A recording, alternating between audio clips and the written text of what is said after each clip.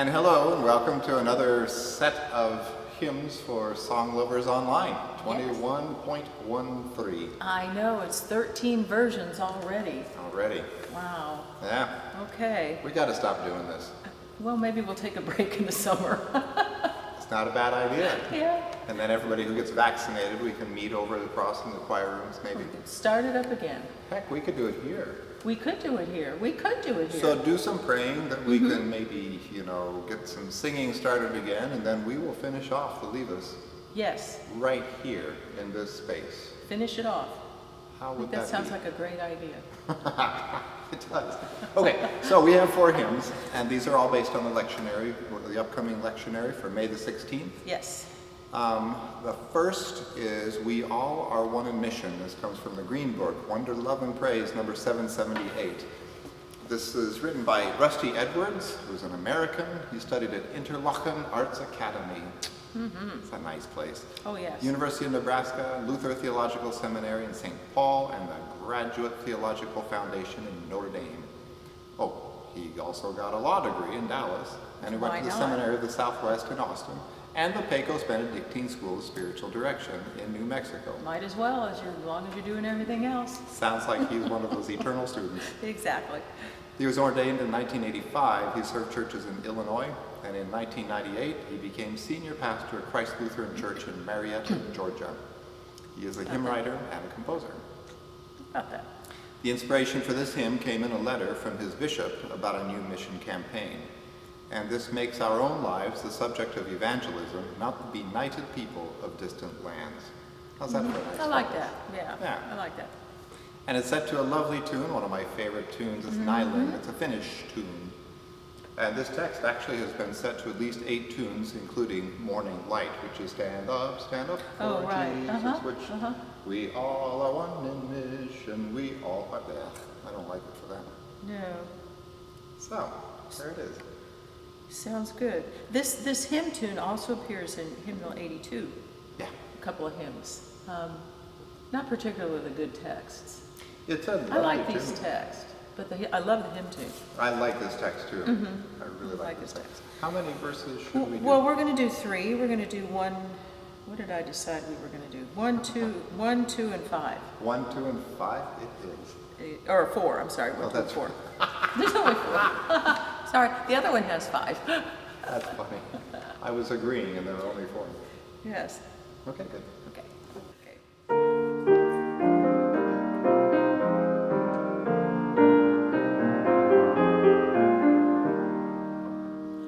We all are one in mission.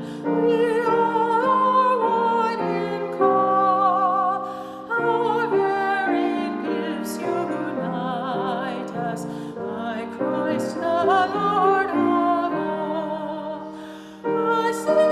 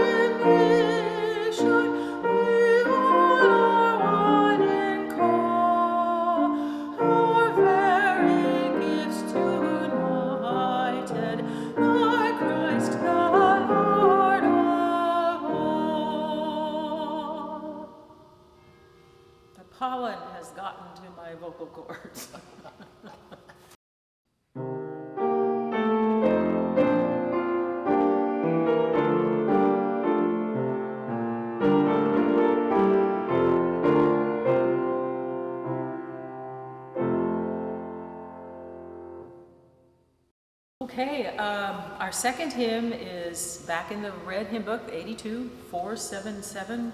All praise to thee, for thou, O King divine. Good old hymn. Good old hymn. Beautiful hymn. Text was written by F. Bland Tucker.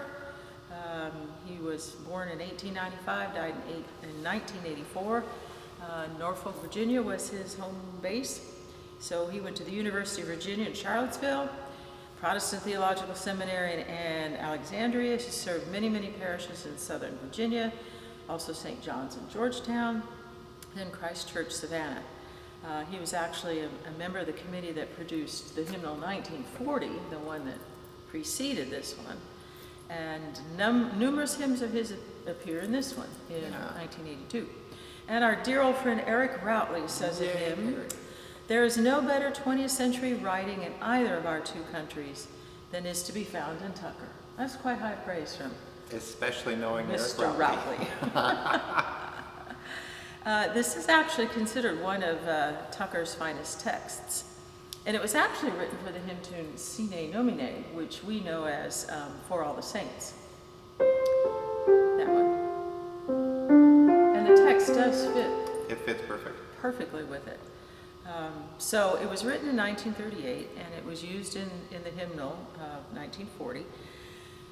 Tucker loved Vaughan Williams's tune Sine Nomine and thought it should be used not only at All Saints' Day, in other days too, hence this text. So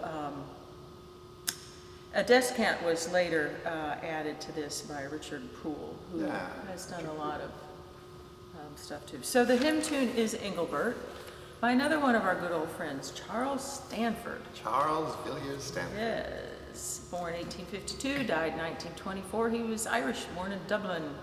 Served as an organist at Trinity College in Cambridge. Then he became professor of the Royal College of Music and at Cambridge University. Conducted the Cambridge Musical Society, the London Bach Choir, and the Leeds Festival. He was a very prolific composer, as we all know, having sung many of his things. Also highly regarded as a teacher of composition at the Royal College. He happened to teach none other than Ralph Vaughan Williams and Herbert Howells. And this is where it gets interesting about this tune. Yes. With Vaughan Williams. Yes, it is. This goes on to say that it was composed for all the saints, and it appeared in hymns ancient and modern, but 2 years later, Vaughan Williams's Sine Nomine eclipsed his tune and became the more favorite one. And we were just talking and wondering if Stanford was the kind of professor who would have appreciated that. Yeah. This young upstart Vaughan Williams bettering him on this tune. Text and the tune. Who knows? Interesting. Who knows? I would hope he would have been proud of him. I would hope so too. They're both great tunes. Yeah, they are. And very similar too. Yeah. How many verses? We are going to do, okay, this is the one that had 5. So let's do 1, 4, and 5. 1, 4, and 5 it is. Okay.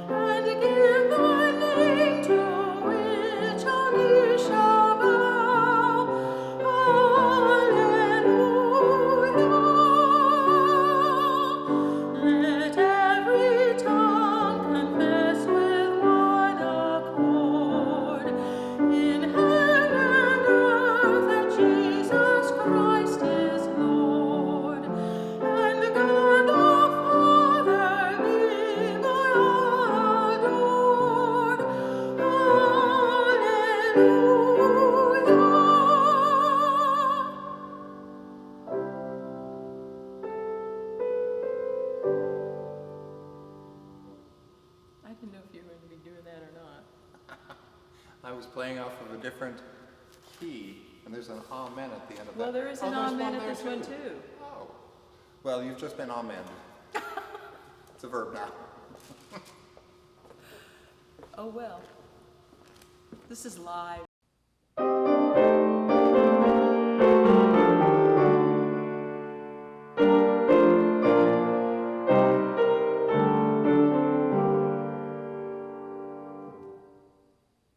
And staying in that red book, hymnal 1982, we're going to 307.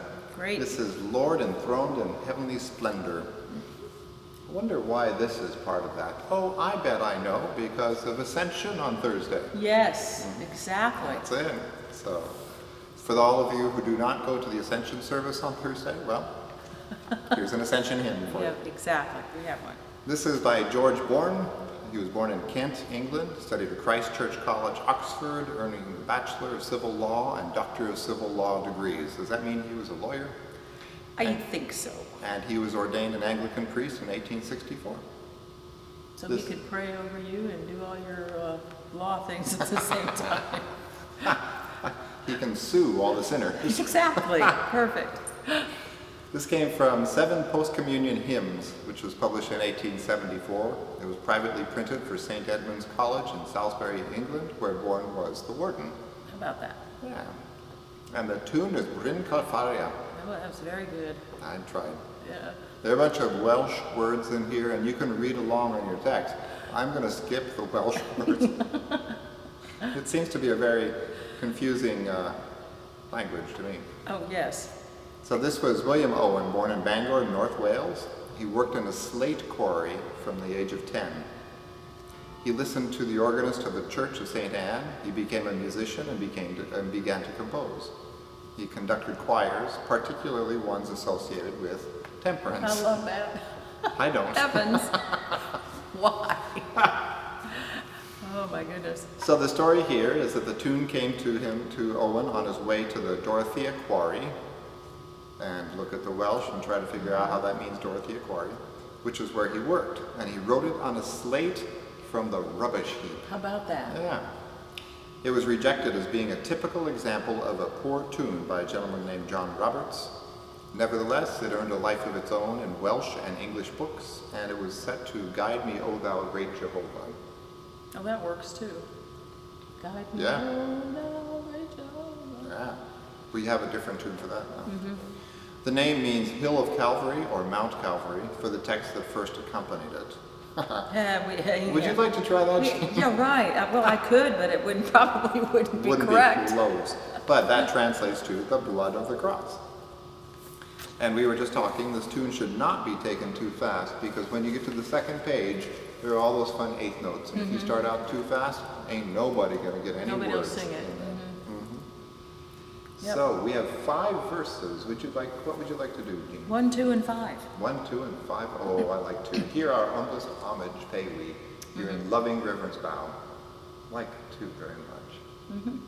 Oh, there's a bunch of hallelujahs too, isn't that? Yes, there's all kinds of alleluias. Yeah. So.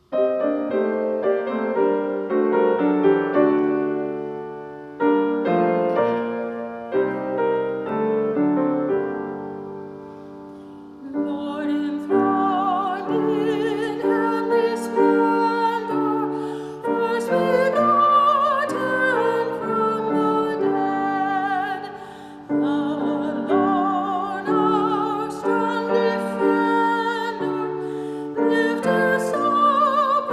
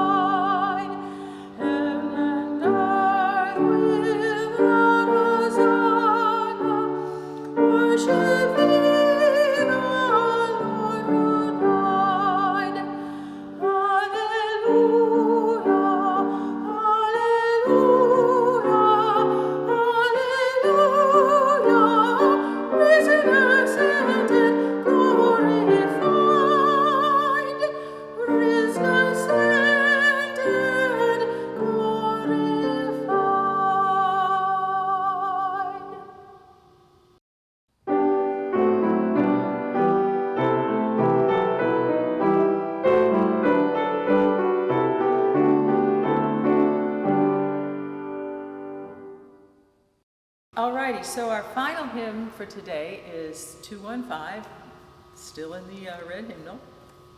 See the Conqueror. And this is definitely an ascension. Absolutely. It even says right at the top of my copy, Ascension. Yeah, we're in the ascension area right now. Yeah. So, hymn text was written by Christopher Wordsworth, who, as we will find out further down in the paragraph, was the nephew of William Wordsworth, the famous poet. So anyway, 1807, 1885, English, obviously. He was ordained a deacon in 1833 and a priest in 1835. Fellow of Trinity College and a classical lecturer from 1830 to 36, and then he became a public orator. So in 36, he became headmaster at Harrow School. He set ideals for the boys, and this started a dispute with the village vicar and a serious decline in enrollment. I'm kind of curious what ideals he set for them. I know. Must have been very strict. So anyway. One would hope.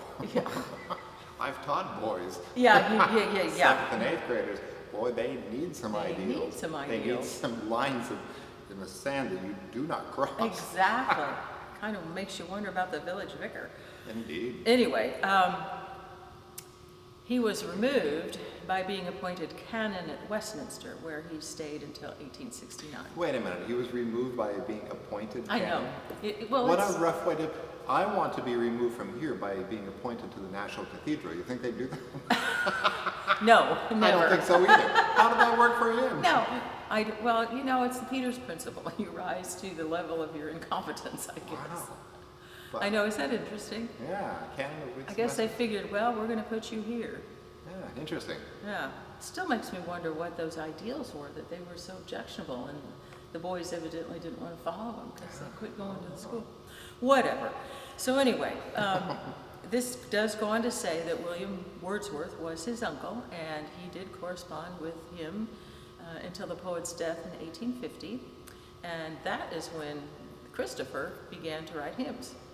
So all of his hymns were written between 1850 and 1869 when he became Bishop of Lincoln. He says of writing hymns, one of the most efficacious instruments for correcting error and for disseminating truth, as well as for ministering comfort and edification. Isn't that fascinating? That is fascinating. Yeah, that's what a hymn ought to be. Yes, it should. I mean, it's just like stained glass. When they developed stained glass, they were doing the pictures. Yeah. So that Telling people the who story. couldn't read, the same thing with hymns. If you can sing the words go to your heart. They do. Well, where's that saying that he who sings praise twice? Yeah, yeah. Anyway, he advocated, I love this too, he advocated that we do we hymns, the objective hymn, over the subjective I hymn. And that, I think that makes it much more universal. I think it and does. Corporate when you talk about we instead of I in hymn. Anyway, so this was originally written to cover Ascension Day and the day of Pentecost. And originally there were 10 stanzas.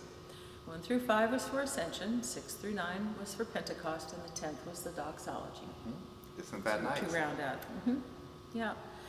I wonder what would happen when we get to sing again if we chose to do this with all 10 verses. You think people would mind? You know, that's very interesting. I mean, we do, oh gosh, name escapes me. Whoever's breastplate. St. Patrick's breastplate. Thank you. Yeah. Patrick's breastplate, which has 7 or 8 hymns, and For All the Saints has 10 For all hymns. the saints has a bunch. So, you know, this would be nothing. Yeah. we would miss our brunch appointments. You think so? They might object to that. Yeah. Okay, I'm just yakking now. Whatever. Anyway, the tune is called In Babylon, and it was a Dutch tune, and it was considered a peasant song or a country dance. Comes early 18th century, 1710. It does kind of have a dance. It feel to does. Doesn't it? It Yeah. does. So here we are. Do you want to do all 3? Or? Sure. Okay. In the spirit do of all 3. ascension. Sounds good.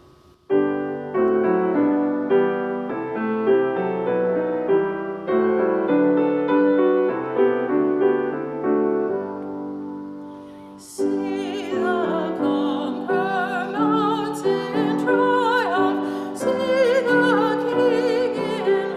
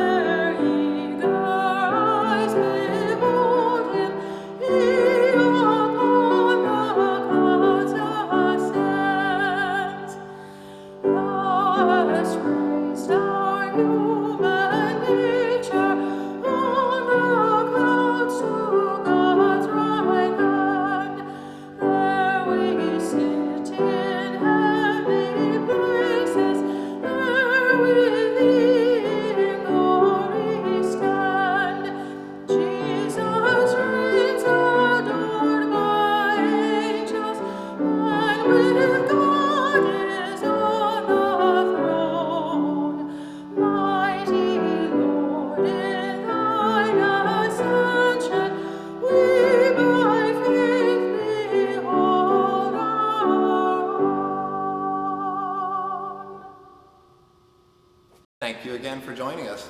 Yeah. Good Ascension hymns, good hymns in general. Yes. And we look forward to getting together. This is kind of intriguing, what we talked about earlier. Maybe think being we can able to do get it. in here and sing Do it in here. that. Yeah, because we can see people far enough apart, and the acoustics, everybody will feel like they're singing in a great chorus. Oh, yeah, no kidding. No kidding. So we hope that you're doing well. Yeah.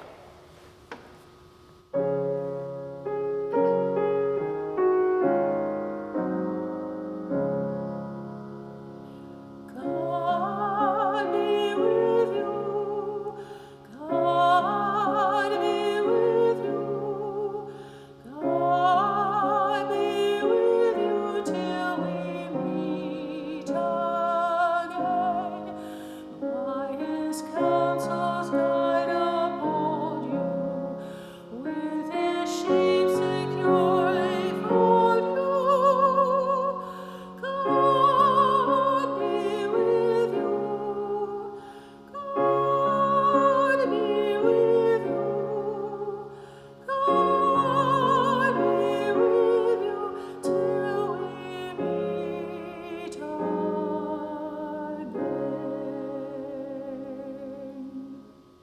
Peace. God's peace, everyone.